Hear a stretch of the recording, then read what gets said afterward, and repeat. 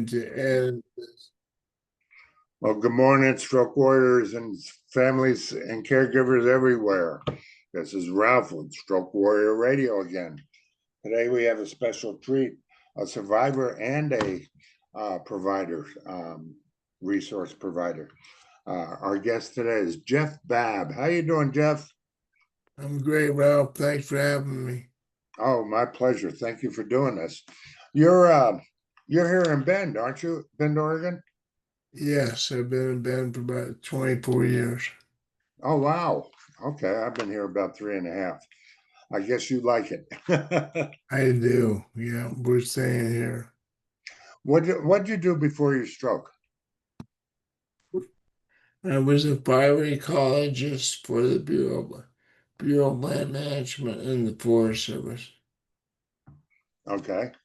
Um, what was it like before life changed?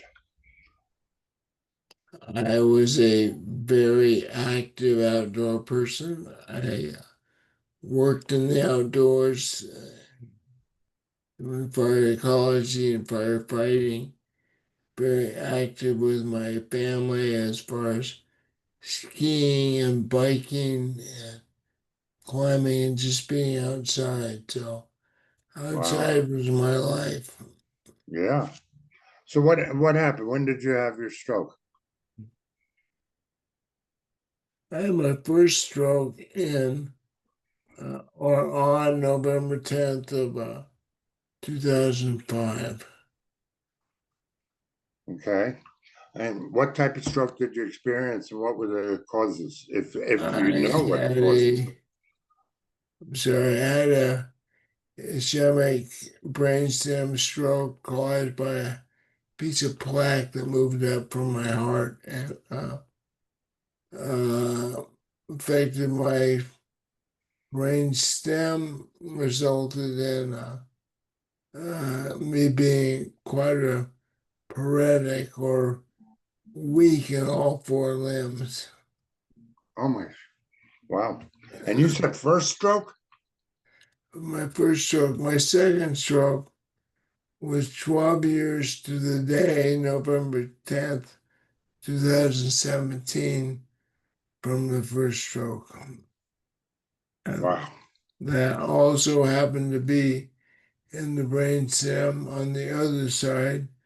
Can't remember which was which, but it just exacerbated the first one. I was in a wheelchair after number one. Number two just compounded my limited mobility and made speaking a little bit harder. I left the hospital with a feeding tube with the thought from my doctor that I probably would maintain that feeding tube in the Wow. long term. Unfortunately, I didn't have to, but Well, it's been a I'm journey. I'm curious, the first stroke, what was the aftermath? I mean, did you have to go to rehab? How long were you in the hospital? After number one, yeah, I was in the hospital for about 3 months, I think. I did rehab at St. Charles, Okay. rehab outside. I was actually able to go back to work in about a month or so after getting out of the hospital. But I was not able to go to the field anyway. But fortunately, I was able to do my job from the office and not be outside. Oh, nice. Nice. And the second stroke, what was the aftermath? Uh, well, like I said, it was piling on from the first one. I was in the hospital for about 5 months that time. Wow. More rehab. I had some other issues like infected gallbladder at that same time, which I was in the hospital and when that happened. one of several other medical things that I experienced over the years. But um, as I told my wife and son, after number two, that this wasn't my first rodeo, and I was ready to get back to work. Fortunately, um, kind of been known the routine, although the second stroke seemed to be more severe than the first one. I was doing the whole droopy mouth thing, and they were having to shock my heart at that point. So that one actually was more scary than the first one. Yeah.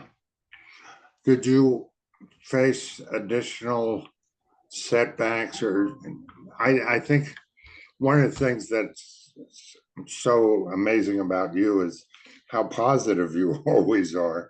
How did this affect your outlook on life and mental health? Well, obviously, I'd never had a stroke before, and I mean, after the first one, it was kind of amazing. I just had this realization. I said to myself, "Well, I've never had a stroke before. I don't know. I wouldn't have known what to expect, but here I am. This is what I feel after the first stroke." And I read some books about survival, and I don't remember how it was actually said in the book, but basically, I realized I was kind of having my "we're not in Kansas" moment. We're not in Kansas anymore moment, and I had to figure out how I was going to get back to where I wanted to be.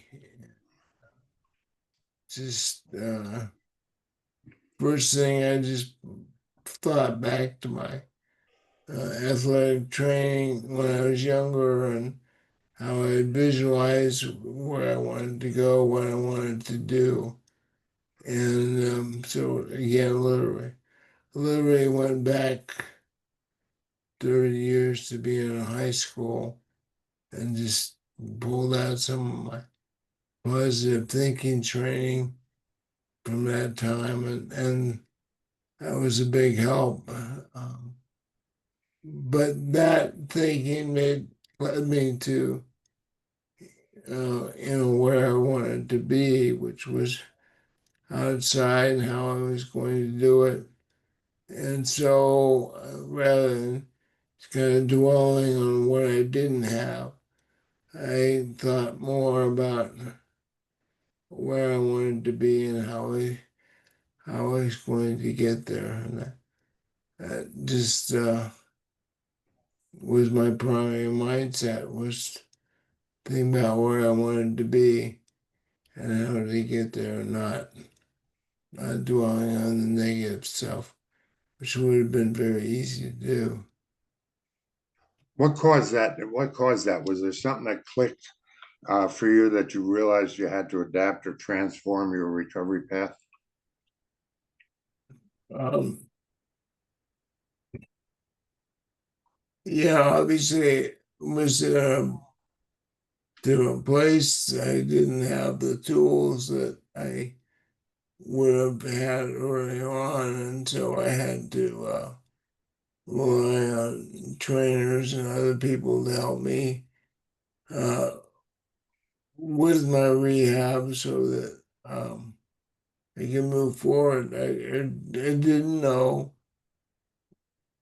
what what abilities I would have down the road, but I accepted it was going to be real different than what I had in the future or I had in the past. I'm sorry.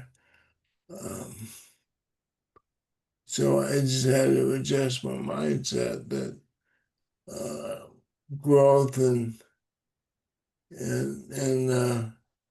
milestones were going to be much different than they would have been earlier.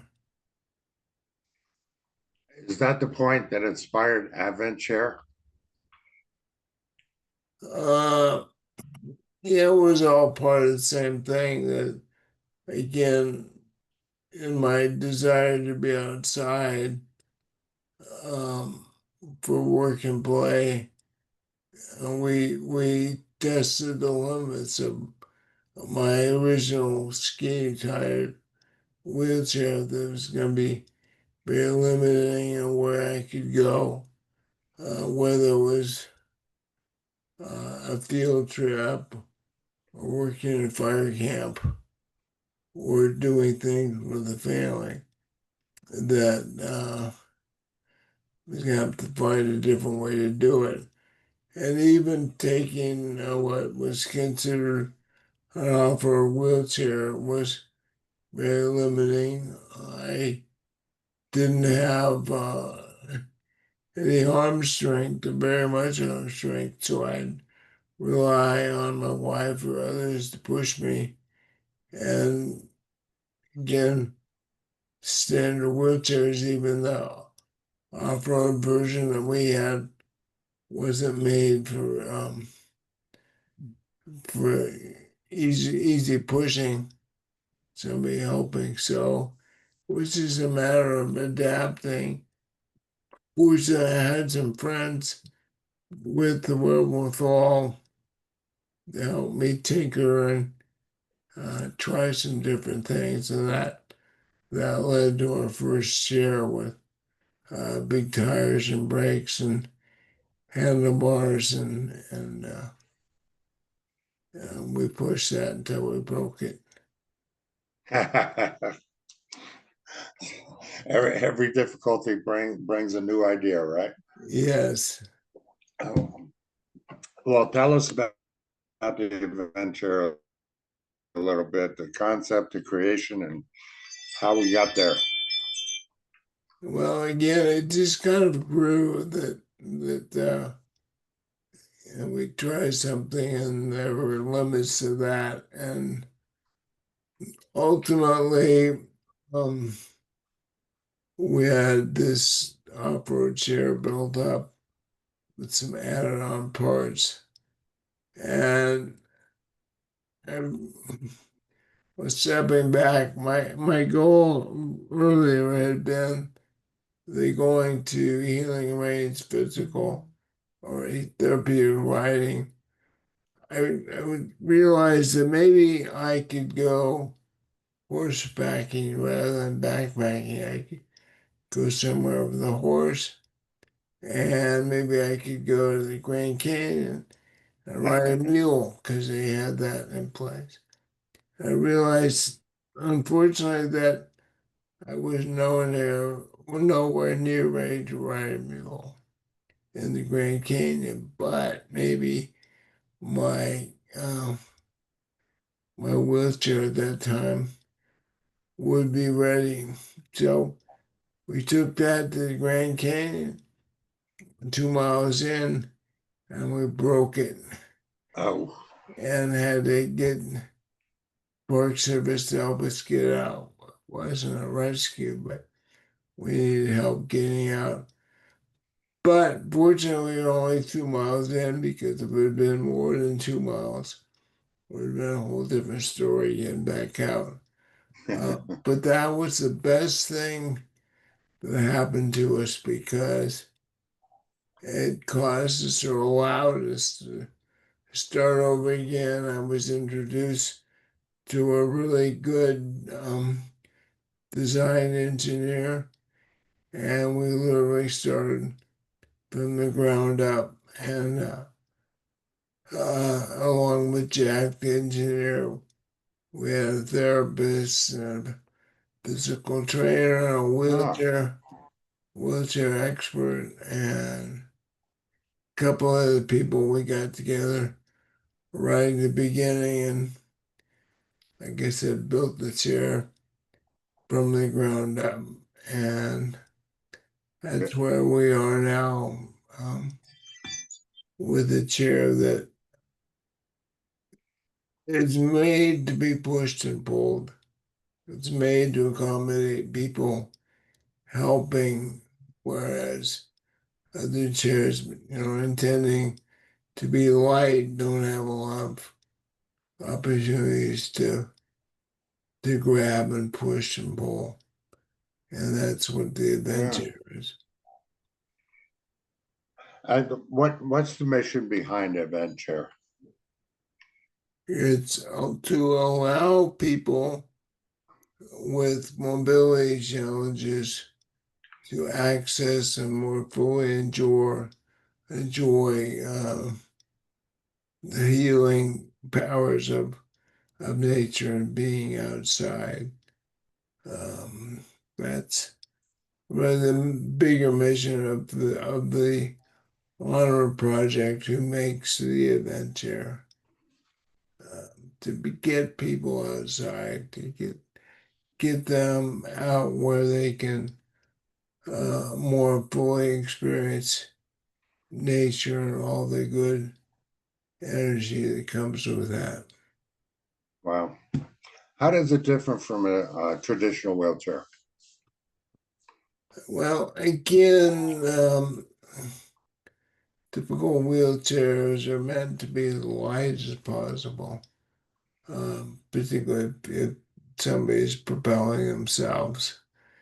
And in the Lamar chair, again, it has at least 16 places that you can push and pull and lift if you need to. And that all is hand in hand with just making the chair really strong.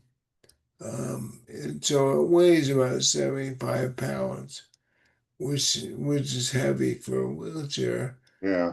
But because it's built with mountain bike wheels, 27.5 inch wheels, it rolls very easily. Our joke is it just rolls Yeah. because the team is always discussing whether somebody's pushing or pulling, and they say, "No, I'm not. You must be doing that." So we just say it rolls. Um, but again, it can be lifted easily by one or two.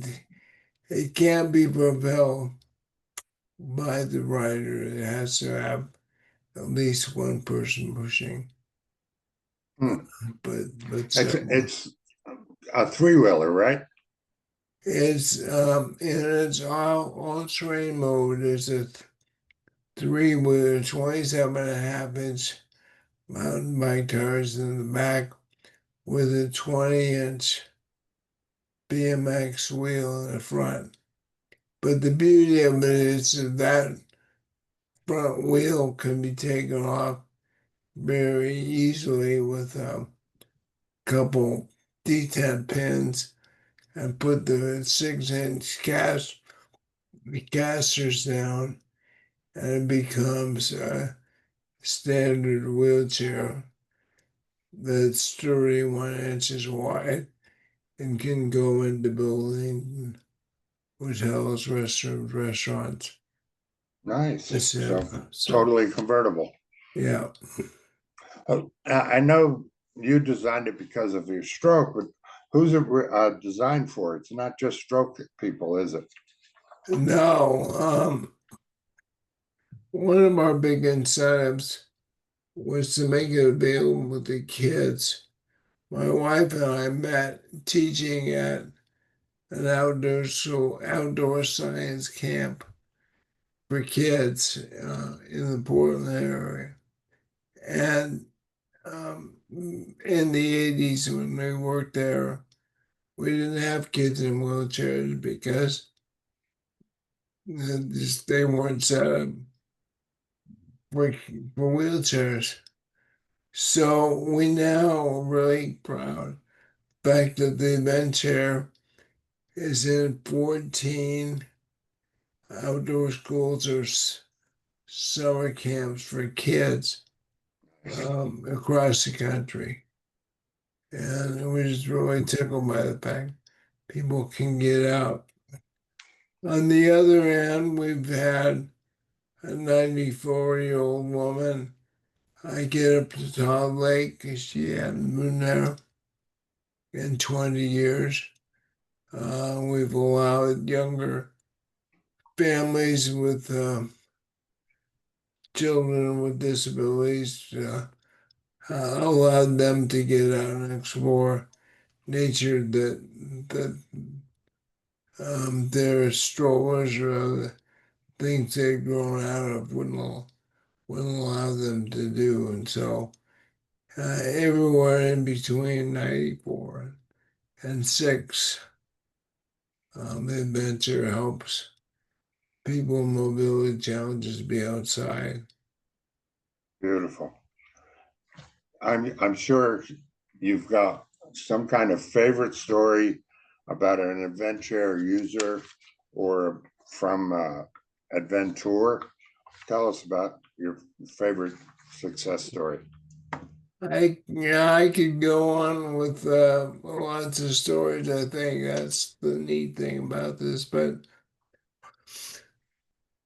one that really comes to mind, and you mentioned adventures. I'll come back to that in a minute. But we have a fellow stroke warrior here in Bend named Lincoln, who was a geologist, and he had a stroke several years ago.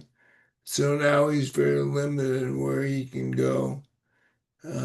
They like to show off Smith Rock State Park, but he was always limited to the parking lot. And now with the adventure, he's been into the canyon several times. I have a picture of him um, touching the wall, the welded top geologic formation that um, is a mile into the canyon, but he's able to not only see it, but touch it. And with him through the chair, we've gone to Benham Falls where he can see and experience the lava flows.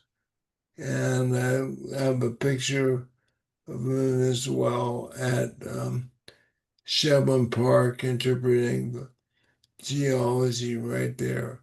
So that's my one of my favorite memories of one of those images of Lincoln and touching and experiencing geology.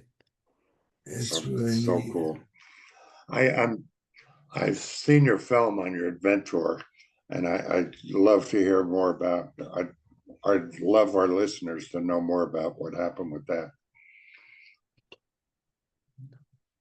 The adventures uh, were something we just came up with last year. It's a partnership between the Onward Project and Wanderlust Tours here in Bend. It's a long-standing company does professionally guided natural history tours, and they had always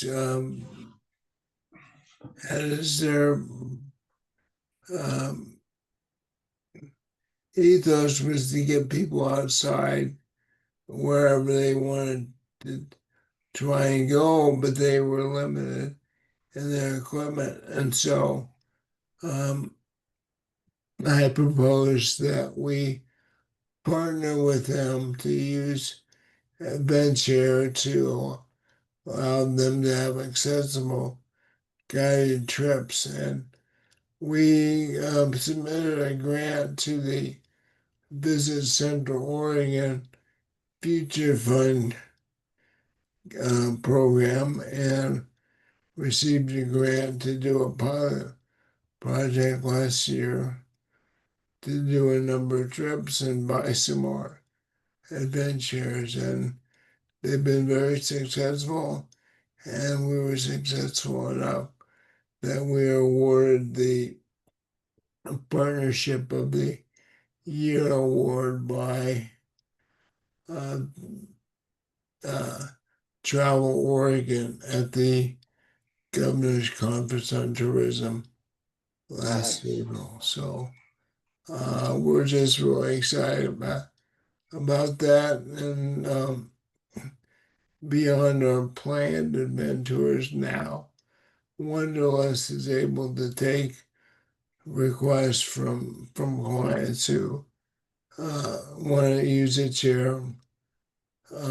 They've had several instances where, just as an example, a big family reunion, they have an elderly grandparent that wants to go into Smith Rock, into the canyon with the rest of the family, and they're able to do that.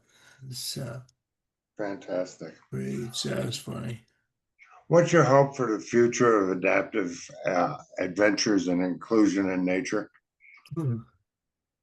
Just that we continue to make more opportunities for people to be outside. It doesn't have to be a rugged trip like the Grand Canyon. It could be as something as um, simple as going to Shelburne Park or riding ranch here and Bend, things that are rugged, but the adventure makes them much more accessible and comfortable uh, for people with chairs. Or we have a number of people that are temporarily disabled, that have a bad ankle, bad knee, or going through chemotherapy, and the adventure gives them a chance to be outside and experience that. So, yeah, again, our goal is just to provide more opportunities for people to be outside and enjoy nature. Wonderful. Back to the stroke a little bit. What advice would you give other strokes or TBI survivors facing mobility challenges? Uh, to not give up, but be persistent and patient. That's uh, it's a tough balance to be persistent in where you want to go, but be patient that things are going to take time, and it's accepting that life is different. It's not going to be easy. It's going to be hard, but it doesn't mean you can't enjoy it and continue to grow and be productive. It's just very different, and accepting it is a big part of that growth. What, I'm always amazed with other stroke survivors like us that they make the choice to be a stroke warrior instead of a stroke survivor. And it's interesting to me, like there's music, there's nature, there's cooking, there's different hobbies or whatever that come about. What do you think is access to nature important for healing identity and community?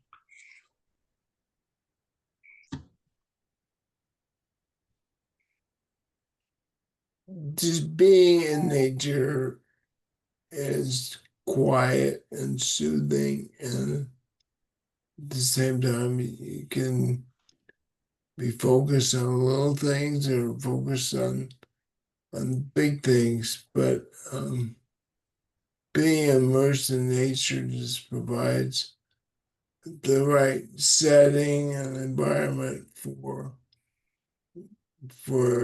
people to relax and be able to grow from that experience. As far as community goes, I know one really important aspect that we hear a lot about the adventure is that not only does it get the person or people into the outdoors, into nature, but in order to do it, it brings people together. I hear that a lot and see the smiles from people that are helping me or helping other people in the wheelchair. And allows them to be outside, allows them to Yeah, cooperate with other people. And we climbed Tomo Mountain on Wednesday, and several people who had never met each other before. Now they're working together, trying to not only pull me up the hill, but navigate around rocks and roots and stopping, talking about, well, let's go on the left side there, make a turn and go to the right. And that kind of group problem solving is therapeutic in itself, yeah, and yeah, it true. allows people to work. How do you define recovery after stroke today? Uh, that's a good question. I realized early on that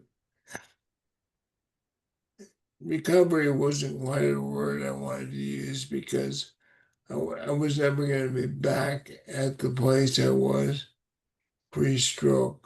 But that didn't mean that I couldn't improve myself and be better. And of course, never was quite sure where that would take me. But again, recovery to me at the time implied being back to where I was, but it was going to happen. But I could continue to grow and continue um, to do things. It was just going to be different. So rather than recover, I was going to grow and improve uh, within the limits that my body gave me. And that was good. If I was always judging myself on trying to be where I was on November 9th, 2005, then it was just wasn't gonna happen. I'd always be disappointed because I couldn't be there. But think about where I am since November 10th. It's a long ways away. I've grown quite a bit. I'm going to jump a little bit to somewhere else. I have met Yvonne. Tell me about what Yvonne has meant to your recovery, your wife. Uh, Boy, she's meant I so love much. that smile. Yeah, yeah, she has meant so much to me. She's very positive, energetic. She is a problem solver. Unfortunately, she's a good, strong woman too that can help me physically. But we we laugh a lot, even though, or even when I'm on the floor after missing the chair or something. We always find humor in what we're doing. Rarely, rarely get, rarely get frustrated, but we just try and keep looking forward. And yeah, I'm just really grateful that I have her by my side. How long have you been married to Yvonne? 40 years. Oh my God, God bless. That's fantastic. In September, will be 40 years. Okay, cool. As I said, I've met Yvonne and I'm just amazed at you guys. You're fantastic. Couple quick questions just to get to know you a little bit more too. What would you prefer, trailer or city sidewalk? Oh, a trail for sure. What's your favorite place you've explored with the adventure? Well, obviously the Grand Canyon was a big deal. Yeah, That was a big adventure. I got to work with a team and sleep outside and be in the dirt, and that was a lot of fun. But just this last spring, we got to go to the Columbia Gorge where I grew up and lead some hikes with the Friends of Columbia Gorge. And that meant a lot to me to be able to go back where I grew up. I even looked up on the hill this last time and realized I had fought a fire there almost 50 years ago. wow, Um, so that was meant a lot to go back. We've also had this really fun experience. 2 years we went up the Olympic Peninsula, and there's a great event called Ian's Ride. It's 3 days over 75 miles on a paved rails to trails, and so it's a great community of almost 200 people on power chairs, manual chairs, and cycles, and that's a very important event for us as well. Yeah. what's the biggest lesson you've learned since your stroke?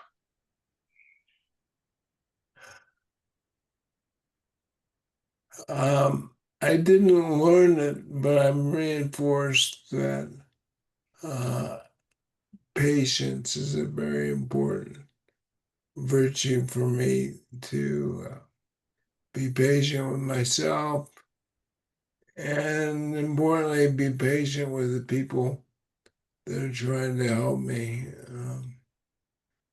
So, yeah, patience is probably the biggest thing I've learned or had reinforced. Nice. What gives you hope today? It gives me hope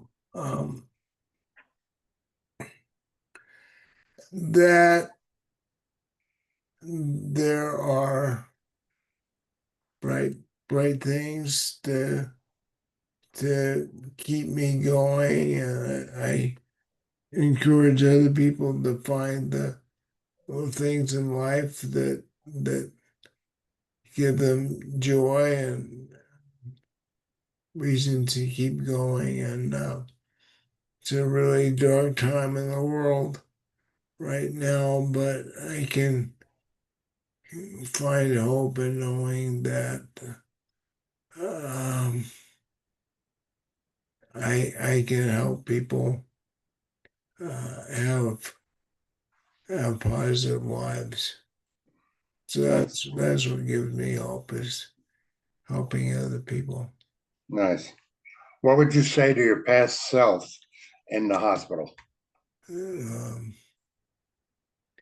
Stay with it, be persistent, keep keep looking forward. Things will improve. You might not, you won't be back to where you were, but you will have a good life. Well said. Um, before we finish up, do you have any upcoming tours, events, or special announcements about adventure?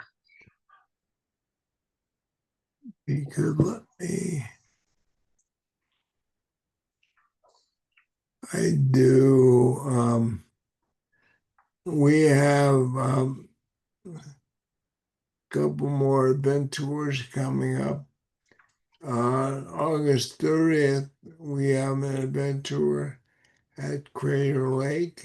Like you go Oh, down. to the lake. It should be a lot of fun. And then the week after on October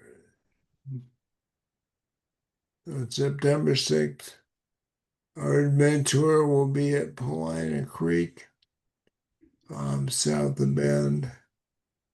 And then finally in October, we'll do our last adventure at Shetland Park.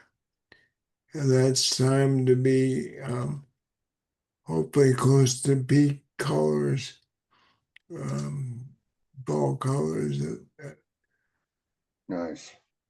at Shetland. And one other thing, September 27th, we're going to work with the Parkinson's Resources of Oregon. They'll have a fundraiser in town, be a walk, and they call it Soul Support. And we're going to provide some adventures for that event. Cool. So Very cool. And how did they find out more about the adventure and these events? they can go to adventure.com,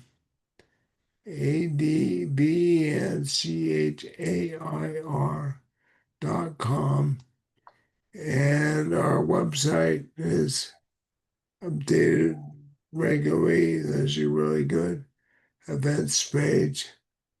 And I would point out too that the website is full of really good videos, particularly down near the bottom on the homepage is a link to the documentary called Dream Boldly.